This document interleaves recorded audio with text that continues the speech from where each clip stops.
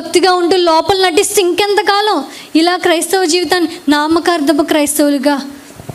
దేవుడు వేశ్యనైనా క్షమిస్తాడు, కానీ వేషధారిని అంటే నటించి యాక్టింగ్ చేసే వాళ్ళకి నచ్చదు. ఆయనకి నటించే వాళ్ళంటే అసహ్యం, వాళ్ళకి ఆయనకి నచ్చదు. మరలా అదే పాపానికి అదే దగ్గరికి నచ్చదు, ఆయనకి నచ్చదు. ఇస్కరియోతు యోధా ఉన్నాడు, 2 మిక్స్ చేశాడు. పైకి దేవుడి శిష్యుడిగా పేరు పొందాడు, కానీ లోపల ధనాశ. 2 మిక్స్ చేసిన జీవితం ఏమైపోయింది తెలుసా?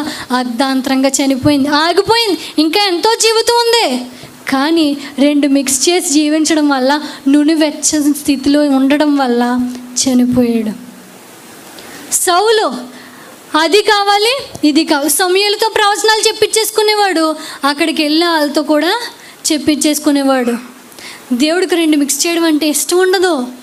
సౌలు కూడా చరిత్రలో మిగిలిపోయాడు, చరిత్రలో నిలిచిపోలేదు, మిగిలిపోయాడు. ఎందుకు? 2 కలిపి 2 విధాలుగా జీవించాడు కాబట్టి. 2 పడవల మీద కాలేస్తే జీవితం ఎటు కాకుండా పోతుంది.